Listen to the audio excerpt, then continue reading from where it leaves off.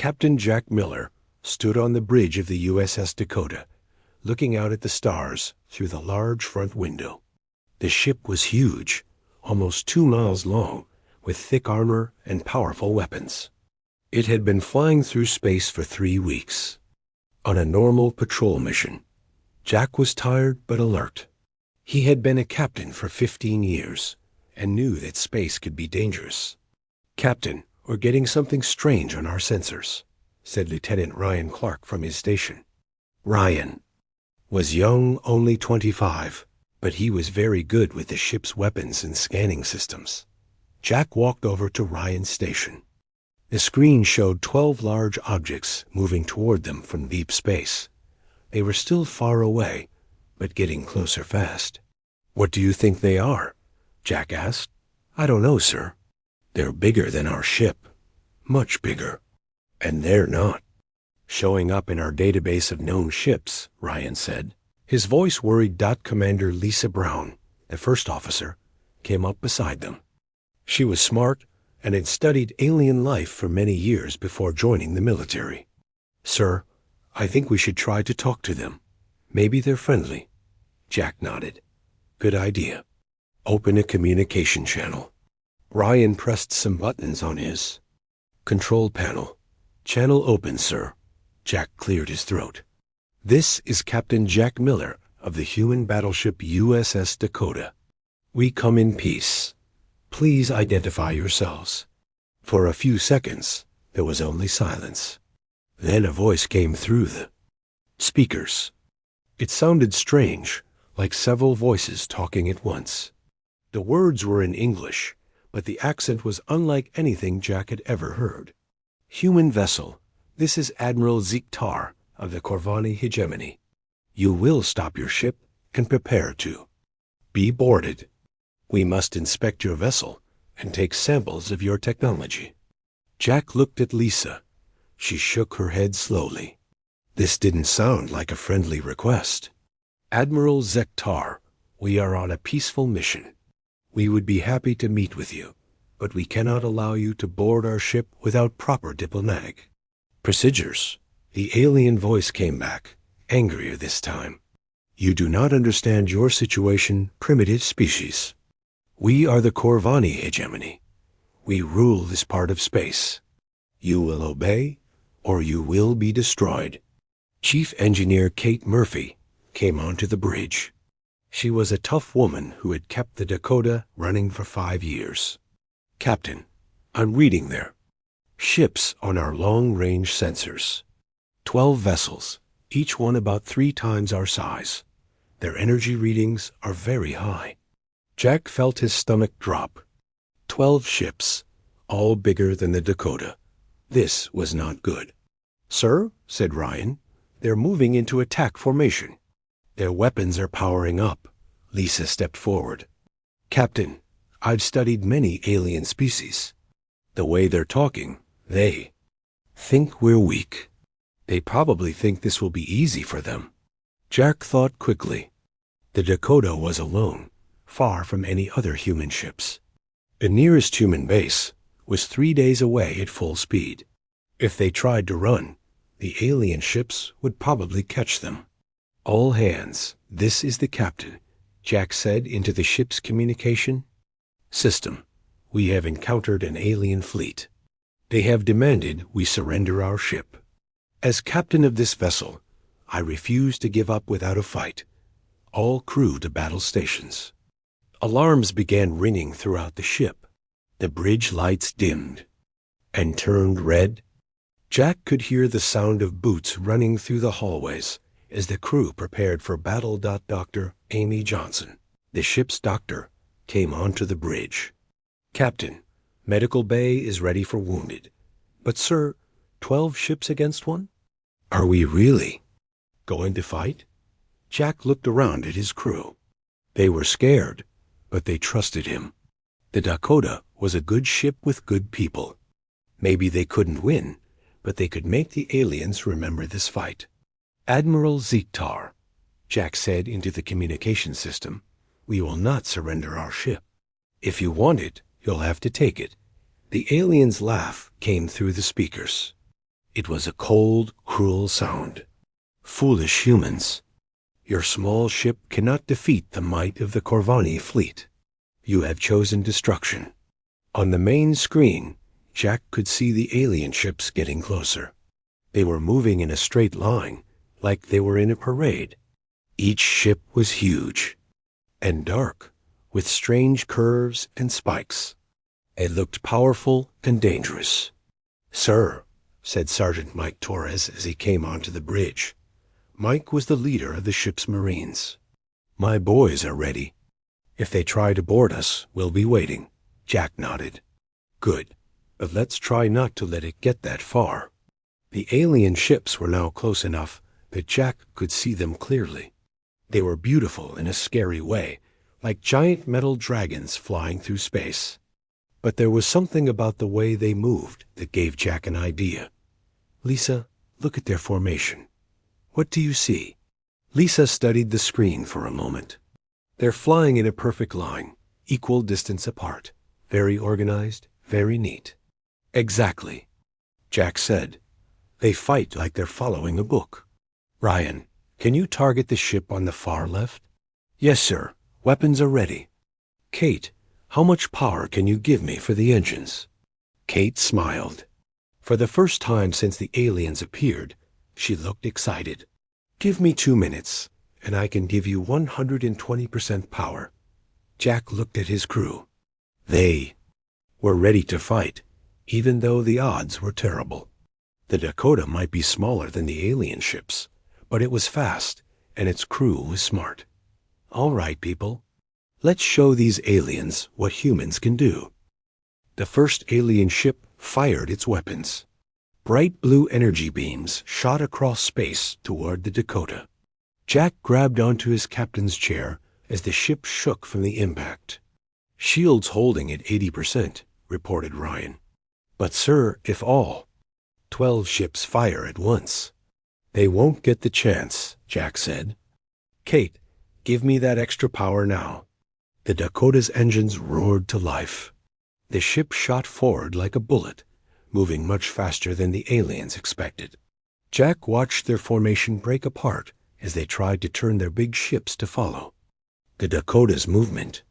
"Ryan, fire at the left ship. Full power." The Dakota's plasma cannons fired. Red energy beams hit the alien ship's side. To everyone's surprise, the alien ship's shields flickered and went out. "What happened?" asked Lisa. Ryan was staring at his screen. "Their shields are down. Our weapons cut right through them." The alien ship tried to turn away, but it was too slow. The Dakota fired again.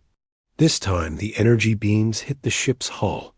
Explosions bloomed across its surface. The huge alien ship began to spin out of control. On the communication channel, Jack could hear alien voices shouting in their strange language. They sounded confused and angry. "Impossible." Admiral Zektar's voice came through the speakers. "Your primitive weapons cannot penetrate our shields." "Yes again," Jack said. He turned to his crew. "Kate, take us between those 2 big ships on the right." "Ryan, keep firing." The Dakota dove between 2 alien ships. The aliens tried to fire at the human ship, but they were afraid of hitting each other. Jack smiled. The aliens were so used to fighting in neat formations that they didn't know what to do when an enemy moved unpredictably. "Sir," said Commander Steve Harris as he came onto the bridge. Steve was the ship's intelligence officer. "I'm listening to their communications. They're really confused. They keep saying we're not fighting the right way." Lisa laughed. "There's a right way to fight?" The Dakota flew around behind another alien ship. Ryan fired the plasma cannons again. This time he aimed for the ship's engines. The alien ship exploded in a bright flash of light. 2 down, 10 to go, said Ryan, but the aliens were learning. The remaining ships spread out and began firing from different directions. The Dakota shook as energy beams hit its shields. "Shields down to 60%, reported Ryan. Dr. Johnson came onto the bridge. Her medical uniform had blood on it. "Captain, I have 12 wounded so far, but they'll all be okay." Sergeant Torres ran onto the bridge. "Sir, one of those energy beams went through our armor on deck 7. We've sealed the hole, but we lost 2 good Marines." Jack felt angry. These aliens had come to human space and demanded surrender. Now they were killing his crew. Well, if they wanted to fight, he would give them one they would never forget. "Kate, can you give me more speed?" "I'm already pushing the engines past their limits, Captain. But I can give you a few more minutes at this power." "That's all I need. Ryan, launch our fighters." Lieutenant Maria Santos was waiting in the fighter bay with her squadron. She was the best pilot Jack had ever seen. Her voice came over the communication. "System, Dakota Control, this is Eagle Squadron. We're ready to fly." "Launch when ready, Maria. Show them what our fighters can do." 12 small human fighters shot out of the Dakota. They were tiny compared to the alien ships, but they were fast. Maria led her squadron in a wild attack pattern that confused the alien gunners. The alien weapons were designed to hit big ships, not small, fast fighters. Maria's squadron flew between the alien ships, firing their small weapons at weak spots. They were like angry bees attacking giant elephants. "This is Eagle 1. Maria's voice crackled over the radio. "These aliens can't hit us. Their guns are too slow." The aliens tried to change their tactics, but they were too slow to adapt. The Dakota used the confusion to attack another alien ship. This time Ryan aimed for the bridge. The alien ships. Command center exploded, and the ship drifted helplessly through space. "3 down," said Ryan. Admiral Zektar's voice came over the communication channel again. This time he sounded worried. "All ships, focus fire on the human battleship. Ignore the small craft." But it was too late. The human fighters had already damaged 3 more alien ships. The Dakota was moving too fast for the remaining aliens to get a good shot. "Sir," said Steve Harris, "I'm picking up long-range communications from the alien fleet. They're trying to call for help." Jack's eyes went wide.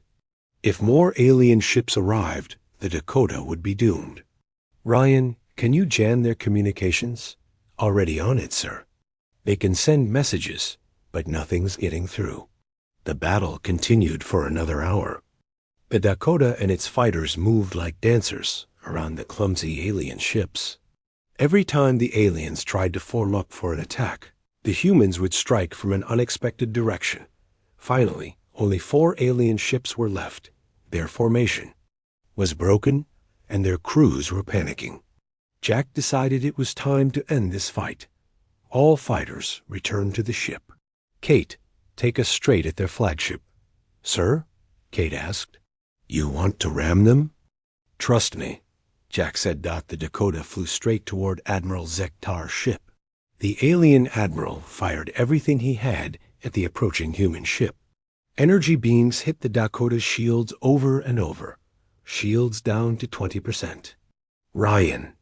shouted. 15%, 10%.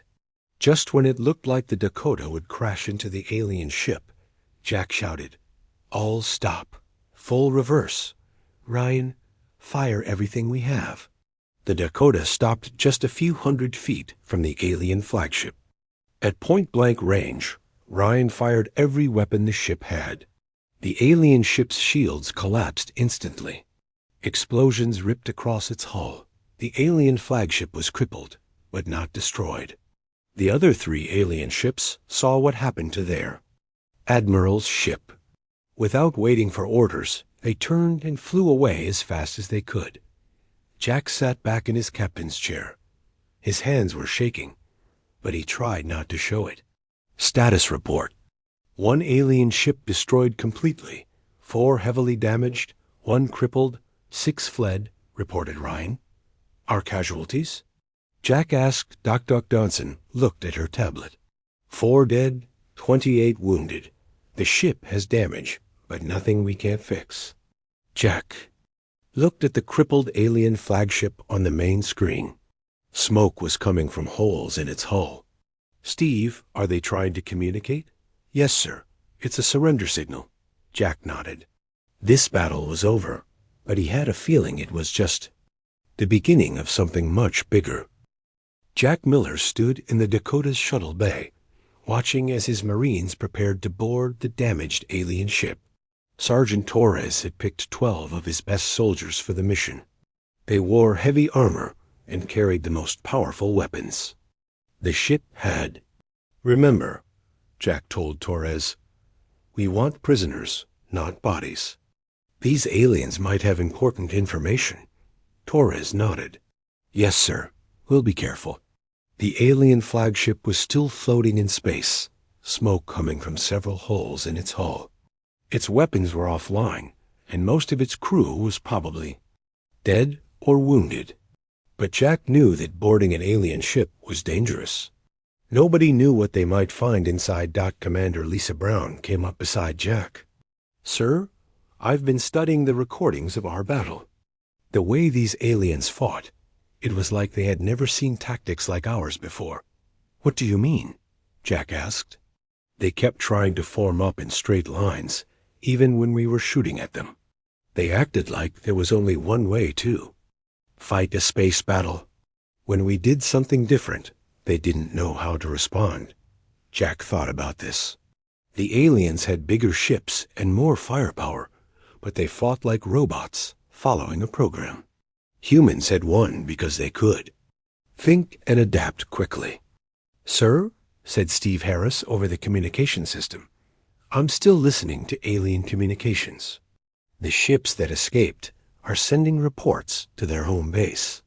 They're saying things like impossible tactics, an unpredictable enemy. Think we really surprised them. The boarding shuttle reached the alien ship. Through the camera feed, Jack could see Torres and his Marines cutting through the hull with laser tools. Smoke poured out of the opening they made. Torres to Dakota. The sergeant's voice crackled over the radio. We're inside. The air is breathable, but there's a lot of damage. We're seeing dead aliens, but some are still alive. Be careful, Sergeant. We don't know what their weapons look like. Copy that, sir.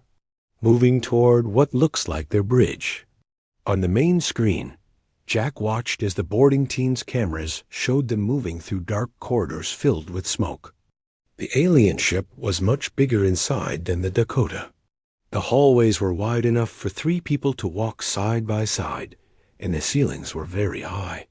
Captain, said Dr. Johnson, I'm studying the alien bodies we can see on the cameras. They're humanoid, but bigger than us, maybe 7 feet tall. They have 4 arms, and their skin looks gray or blue. 4 arms? Lisa asked. That might explain why their control panels are so complex. Torres and his team reached the alien bridge. It was a large room with control stations arranged in a circle. Most of the alien crew was dead, but 3 were still alive. They were sitting against a wall, their forearms raised in surrender. Dakota, we have 3 prisoners, Torres reported. They don't look hurt too bad. One of them has markings on its uniform that might mean it's an officer. Bring them back to the ship, Jack ordered. And Torres, see if you can find any of their computer equipment that's still working. We need to learn about these aliens. While the boarding team searched the alien ship, Jack went to the Dakota's intelligence center. Steve Harris was working at several computer screens, trying to decode the alien messages they had intercepted. What have you learned? Jack asked. Steve looked up from his screens. It's incredible, sir. These aliens, the Corvani, they control hundreds of star systems. They have a huge empire, and they're used to other species just giving up when they show up. What about their military? That's the interesting part.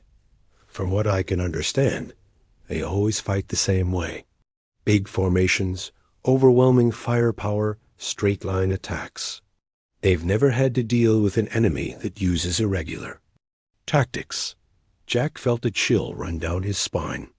If the Corvani controlled hundreds of worlds, then the Dakota had just started a war with the Galactic Empire. Lieutenant Maria Santos came into the intelligence center. Her flight suit was still dirty from the battle. "Captain, I wanted to report on what my fighters observed during the battle." "Go ahead, Maria." "Sir, their point defense systems couldn't track our fighters. It was like their computers were programmed to only target big ships. When we flew in close, their guns couldn't turn fast enough to follow us." Steve nodded. "That fits with what I'm seeing in their communications. They keep talking about standard engagement protocols and approved battle formations. I think they've been fighting the same way for so long that they can't adapt to new tactics. But they'll learn from this battle," Lisa said. "Next time they'll be ready for our tactics." Jack knew she was right. The aliens would study the recordings of this battle and find ways to counter human tactics. The surprise advantage wouldn't work twice. Torres and his team returned to the Dakota with their prisoners and several pieces of alien technology. The 3 captured aliens were taken to a secure holding area. Dr. Johnson examined them and reported that they were similar to humans in many ways, but stronger and larger. "One of them is definitely an officer," Torres reported. "She's been trying to communicate with us. I think she speaks some English." Jack decided to interview the alien officer himself. The holding area was a small room with transparent walls. The alien sat on a chair that was too small for her large frame. She was tall and thin, with blue-gray skin and large black eyes. Her 4 arms were secured with special restraints. "I am Captain Jack Miller," Jack said through the communication system. "Can you understand me?" The alien looked up at him. When she spoke, her voice was deep and musical. "I am Sub-Commander Velinara of the Corvani Hegemony. You have defeated my fleet, human. This should not have been possible." "Why shouldn't it have been possible?" Velinara was quiet for a moment. "Your ship is small. Your weapons are primitive. Your people are young and inexperienced. By all the laws of warfare, we should have destroyed you easily." "Maybe your laws of warfare are wrong," Jack said. "That is what frightens me," Velinara replied. "The Corvani have conquered 1,000 worlds. We have never been defeated by an inferior force. But you fought like no species we have ever encountered." Jack studied the alien's face. She looked worried, maybe even scared. "Tell me about your empire. How many ships do you have?" "Thousands. When word of this battle reaches the home worlds, they will send a massive fleet to destroy your species. You cannot defeat them all with one ship." "We'll see about that," Jack said. But as he left the holding area, Jack knew the alien was probably right. The Dakota had won 1 battle against 12 ships. But how could humanity fight against thousands of alien vessels? Steve Harris was waiting for him outside the holding area. "Sir, I've been analyzing the alien technology Torres brought back. Their computers are incredibly advanced, but they're rigid. Everything is programmed to follow specific patterns. What does that mean for us?" "It means they're like a chess player who only knows one strategy. They're very good at that strategy, but if you do something unexpected, they can't adapt quickly." Jack thought about this. The aliens were stronger and had better technology, but they couldn't think creatively. Humans might be weaker, but they could adapt and improvise. "Steve, send a message to Earth Command. Tell them what happened here. They need to know that we're not alone in the galaxy, and that we've probably just made some very powerful enemies." As Steve went to send the message, Jack looked out at the stars. Somewhere out there, alien fleets were probably already preparing to come to human space. The Dakota had won the first battle, but the war was just beginning. 3 days after the battle, the Dakota was heading back to Earth at full speed. In the ship's main conference room, Jack Miller sat across from Sub-Commander Velinara. The alien officer had agreed to answer questions in exchange for better treatment. Of her 2 surviving crew members, Dr. Helen Carter, a specialist in alien psychology, had been brought out of her sleep pod to help with the interrogation. She was one of only 12 humans trained to communicate with alien species, though she had never expected to use her skills on real aliens. "Sub-Commander," Dr. Carter said in a calm voice, "we want to understand your people. Can you tell us about the Corvani hegemony?" Valinara looked at the humans with her large black eyes. "Why do you want to know? Are you planning to attack our worlds?" "We're planning to defend ourselves," Jack said. "Your admiral came to our space and demanded our surrender. We need to know what we're facing." The alien was quiet for a long moment. Then she began to speak. "The Corvani hegemony spans 400 star systems. We have ruled this part of the galaxy for 3,000 years. When we encounter a new species, they usually surrender without fighting. What happens to species that surrender?" Dr. Carter asked. "They become part of the hegemony. They provide workers and resources for our empire. In return, we protect them and give them technology. And if they don't surrender?" Valinara looked uncomfortable. "They are destroyed." Jack felt his anger rising. "You're talking about genocide." "We prefer to call it galactic order," Valinara said. "The strong rule the weak. This is the natural way." Dr. Carter leaned forward. "But we defeated your fleet. Does that make us strong?" "That should have been impossible," Valinara said, her voice showing frustration. "Your ship is smaller than our smallest warship. Your weapons are primitive plasma technology that should not have penetrated our shields. Your tactics were chaotic and unpredictable. Maybe that's why we won," Jack said. Colonel Paul Wright, the ship's Marine commander, came into the conference room. "Captain, we've finished analyzing the alien equipment Sergeant Torres brought back. You need to see this." Jack followed the colonel to the ship's technical lab. Chief Engineer Kate Murphy was standing next to a large alien control panel that had been removed from the damaged ship. "Captain, this is incredible," Kate said. "Their technology is centuries ahead of ours in some ways, but in other ways, it's more primitive." "What do you mean?" Kate pointed to the alien control panel. "Their computers are amazingly powerful, but they're programmed to only work in specific ways. Look at this." She pressed some buttons on the alien device. "This is their weapons control system. It has dozens of different attack patterns programmed into it, but they're all variations of the same basic strategy. Straight-line attacks, overwhelming firepower," Jack said. "Exactly. Their computers can't learn new tactics during battle. They can only follow pre-programmed patterns." Colonel Wright nodded. "It's like they've turned warfare into a science, with strict rules. They're very good at following those rules, but they can't break them." Jack thought about this. "What about other species? Do they all fight the same way?" Kate pulled up data on a computer screen. "From what we can tell from their databases, yes. Every species in the Corvani hegemony uses similar tactics. Big ships, formation flying, predictable attack patterns. So we're the first species they've encountered that fights differently?" "It looks that way, sir." Jack returned to the conference room, where Dr. Carter was still talking with Valinara. The alien officer looked troubled.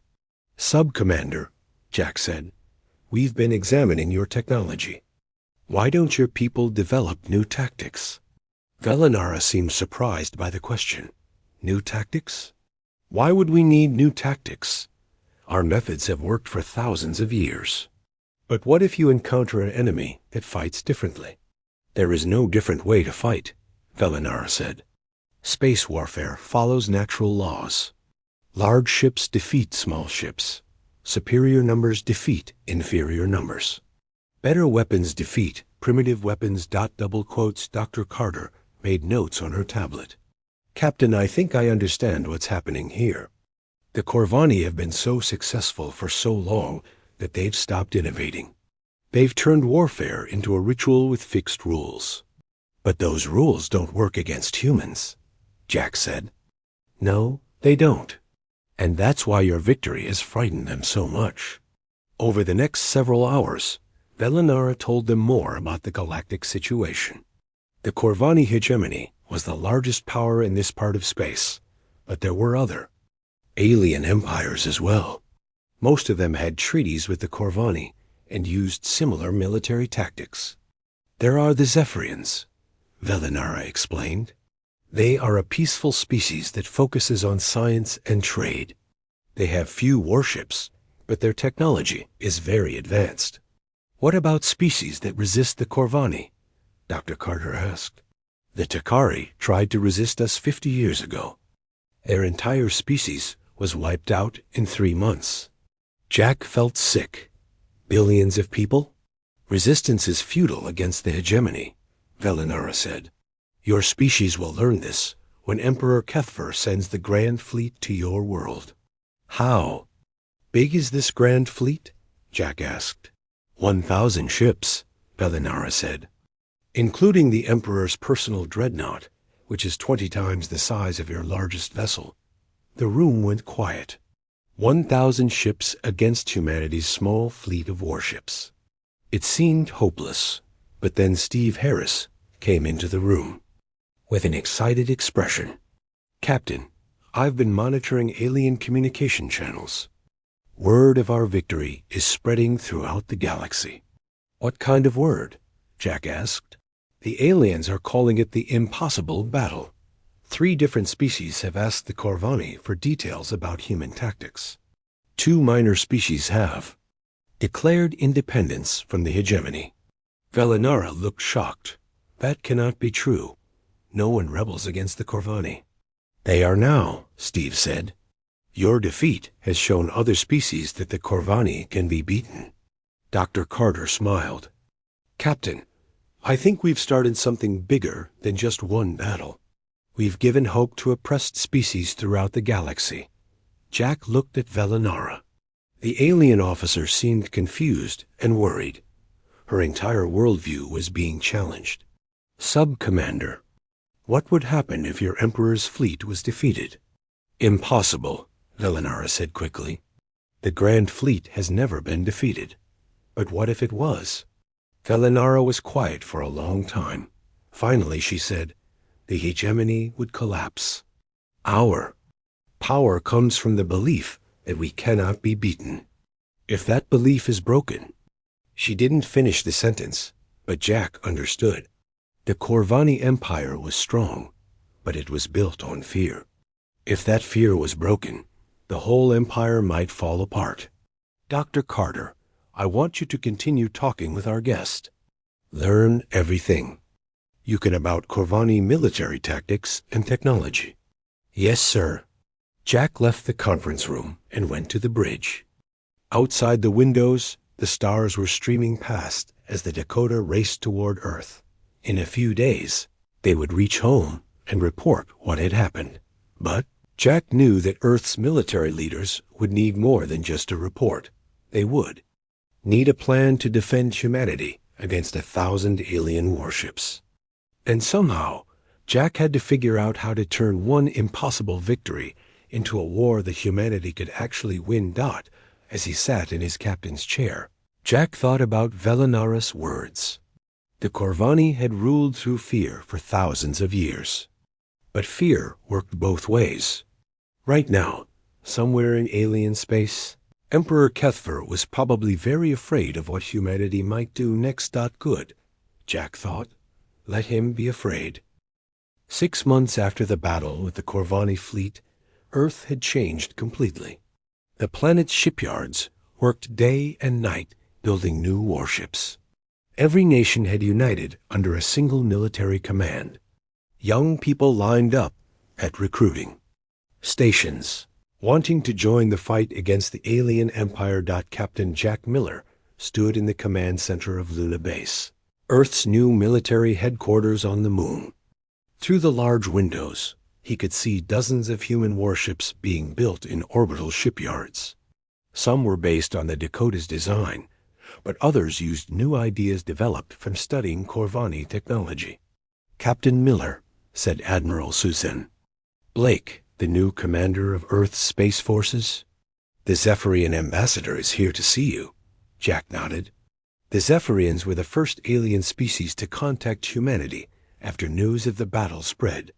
They had been under Corvani control for centuries and wanted human help to gain their freedom. Ambassador Carol Stone led the Zephyrian delegation into the command center. The aliens were very different from the Corvani. They were shorter than humans, with pale blue skin and large eyes. They looked fragile, but Jack had learned that they were incredibly intelligent. "Captain Miller," said the lead Zephyrian in perfect English, "I am Science Leader Talia Nock. My people wish to thank you for showing the galaxy that the Corvani can be defeated." "We were just defending ourselves," Jack said. "Perhaps, but your actions have given hope to dozens of oppressed species. The Aldari have declared independence. The Mikari have stopped sending tribute to the hegemony. Even some Corvani worlds are rebelling against Emperor Kethver." Ambassador Stone smiled. "The Zephyrians have offered to share their shield technology with us. Their defensive systems are much more advanced than anything we have. In return," Talyanak said, "we hope you will train some of our people in your military tactics.